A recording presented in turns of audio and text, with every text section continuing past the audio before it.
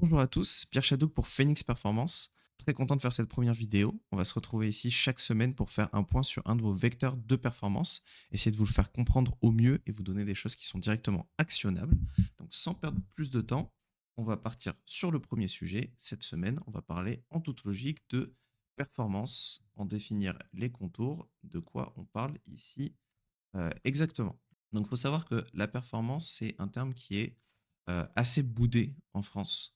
Quand on va parler de performance, on pense souvent à performance automobile, on va penser à performance artistique, qui pour le coup a rien à voir avec ce dont on parle ici. Euh, et quand on va amener cette performance en entreprise, imaginons vous avez un manager qui arrive, qui dit bah voilà, on n'a pas assez performé l'année dernière, il faut qu'on performe plus. Souvent, ça va être mal reçu parce que c'est associé à de la souffrance, à de la pénibilité.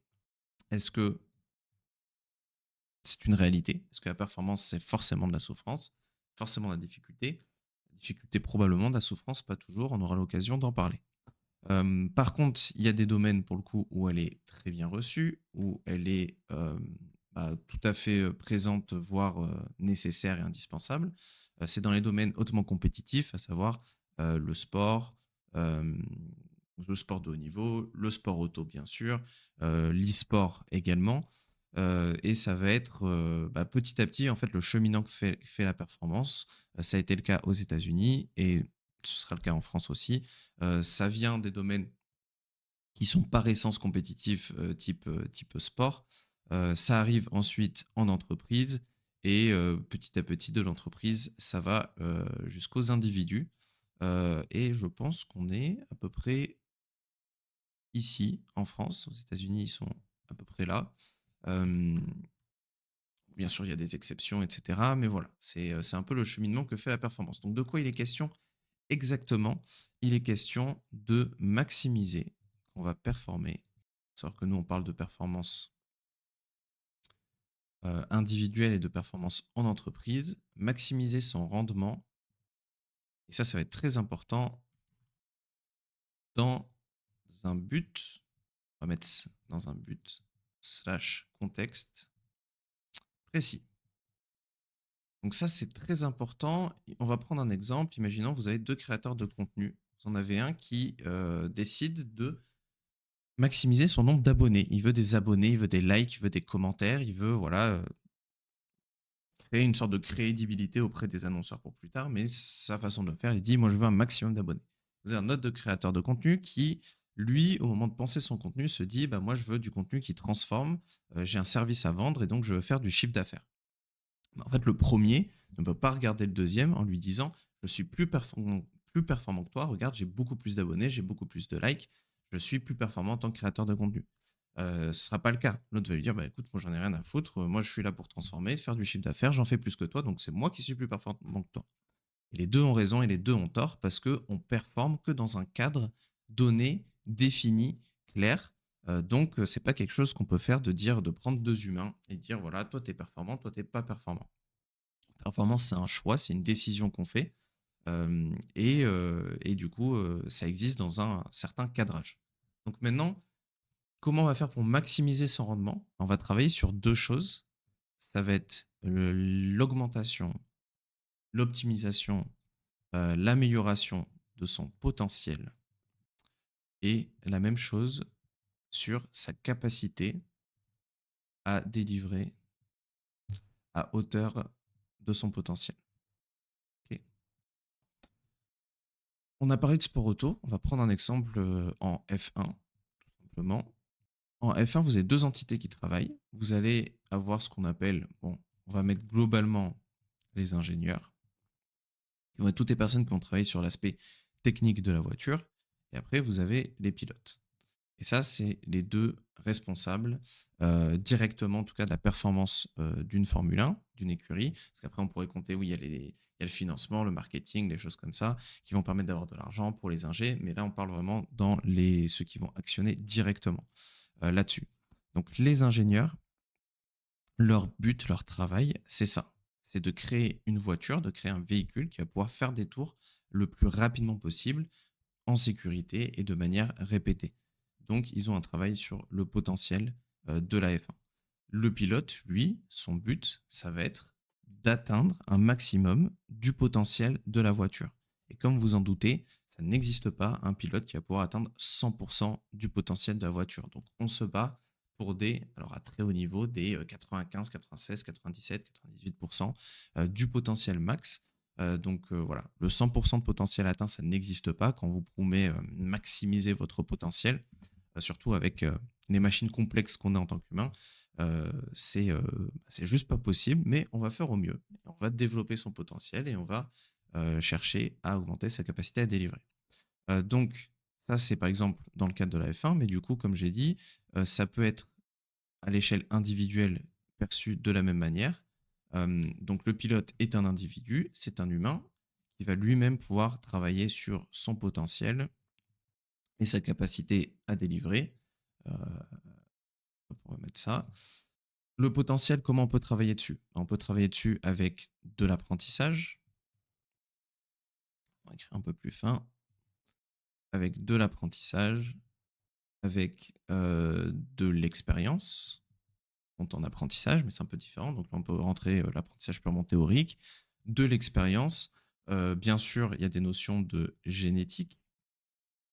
Ça, il ne faut pas la négliger. On a des cartes génétiques à jouer.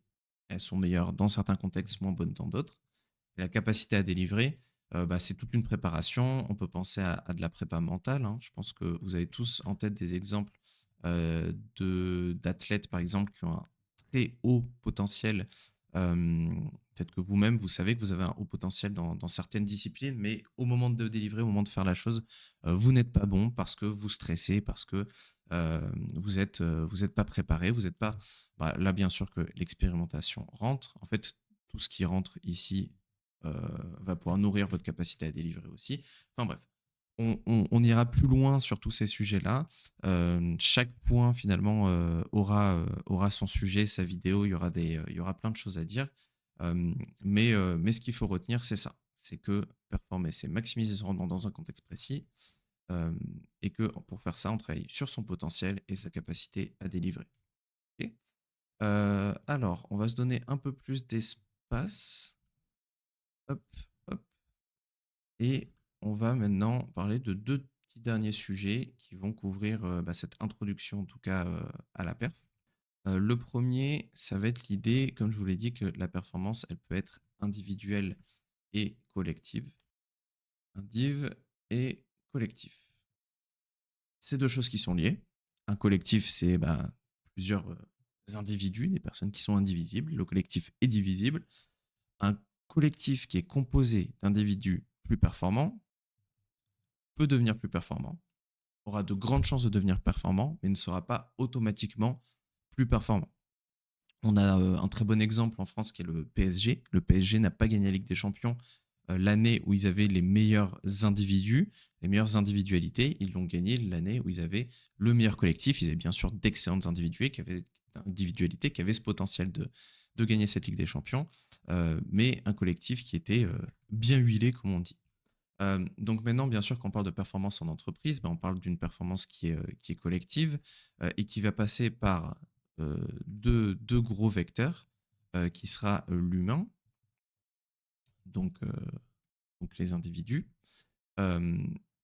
et les process. Alors on va appeler ça les systèmes plutôt pour éviter de faire trop d'anglicisme. Les systèmes qu'on va mettre en place dans ce collectif.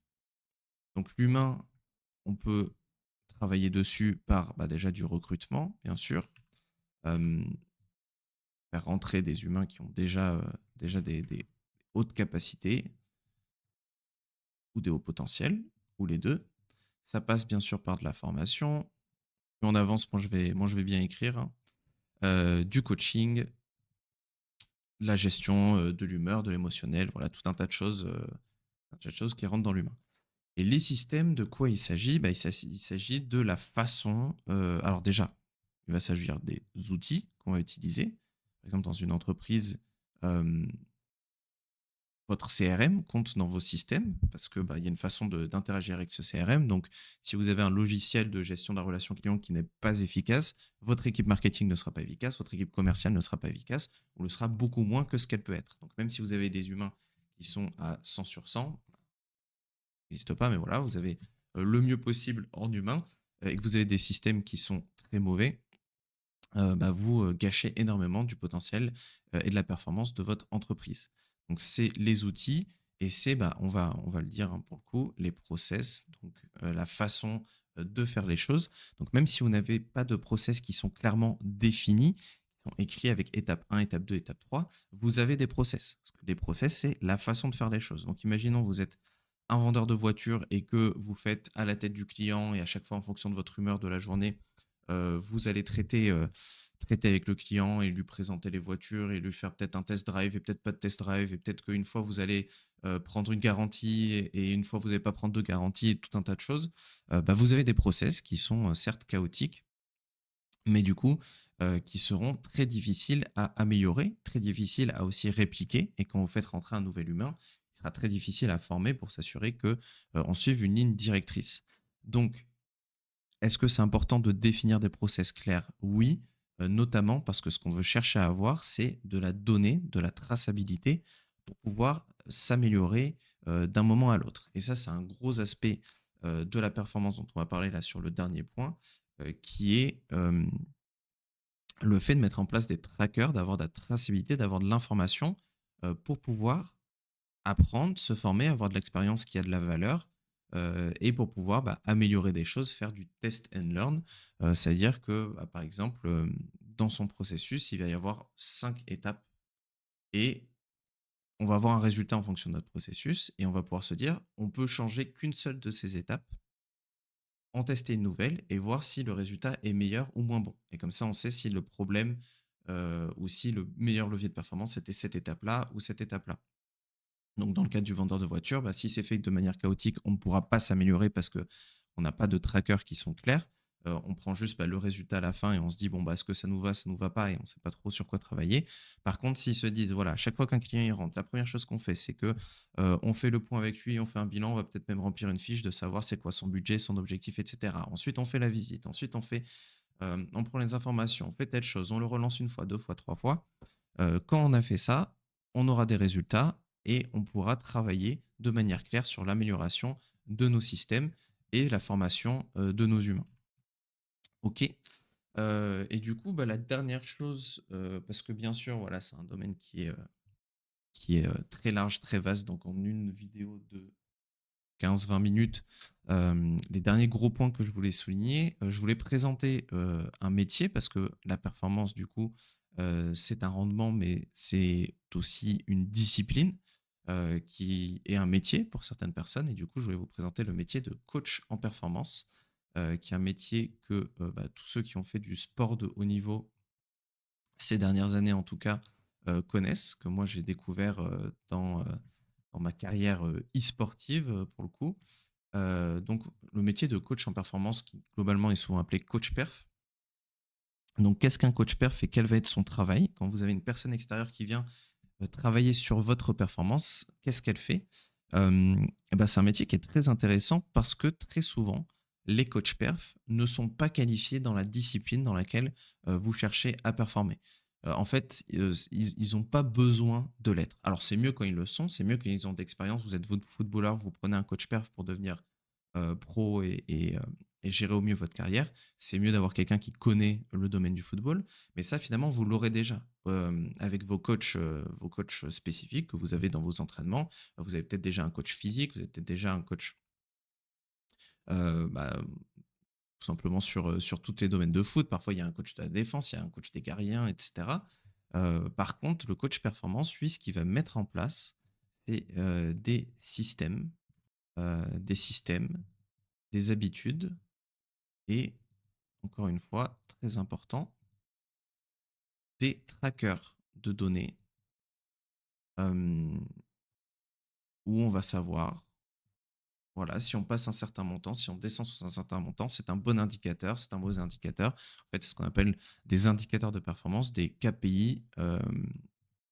C'est le terme qu'on utilise en entreprise pour Key Performance Indicators.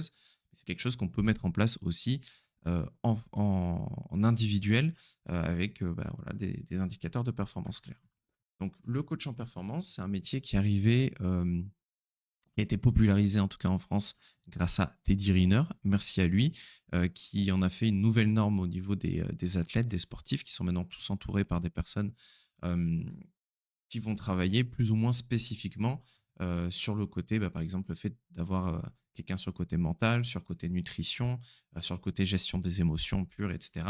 Le coach perf, il fait un peu tout ça. Il permet de mettre en place des systèmes globaux pour avoir une vie où tout converge vers la performance dans l'objectif que vous avez défini et s'assurer surtout qu'elle soit durable, parce qu'une performance qui n'est pas durable, c'est globalement pas de la performance. Donc, c'est très bien de pouvoir être très très bon pendant 3 mois, mais si à la fin ça amène au burn-out et à 6 mois pour se remettre, etc., c'est que vous n'êtes pas performant. Donc, sur la question du tout début, est-ce que la performance peut être est-elle forcément associée à de la souffrance, etc. Est-ce qu'on doit chercher une performance à la David Goggins, à la Jocko Willink, etc. Bon, pour ceux qui ont les références, pas forcément. La performance, c'est quelque chose qui finalement est assez individuel. À la fin, chacun aura atteint son plus haut niveau de performance en s'écoutant, en apprenant à mettre en place des systèmes qui lui correspondent. Et s'il y a besoin de vacances, s'il y a besoin de faire des pauses, s'il y a besoin de se reposer, ça fait partie de la performance et beaucoup plus souvent que non, c'est nécessaire aussi d'intégrer ces notions de repos, de pause, etc. Voilà, sans trop m'éparpiller, je pense que ça suffira pour aujourd'hui sur ce sujet-là. Donc, faut savoir que à la fin de chaque vidéo, on vous donnera une ressource qui sera disponible, que vous pouvez télécharger. Pour celle d'aujourd'hui, c'est un livre blanc que j'avais rédigé à l'époque pour mes élèves. Donc, c'est une quinzaine de pages sur la performance individuelle pour vous mettre un pied à l'étrier. Si ça vous intéresse, vous pouvez télécharger. Je vous mets un lien dans la description. Également, on a une newsletter qui commence ce jeudi. 5-5-5, c'est 5 idées sur 5 piliers de votre performance lues en 5 minutes. C'est envoyé tous les jeudis, donc vous pouvez vous mettre dans la boucle dès maintenant. Et puis écoutez, ce sera tout pour aujourd'hui. Donc on se retrouve la semaine prochaine. D'ici là, bonne vie à vous et à la prochaine. Bonne journée.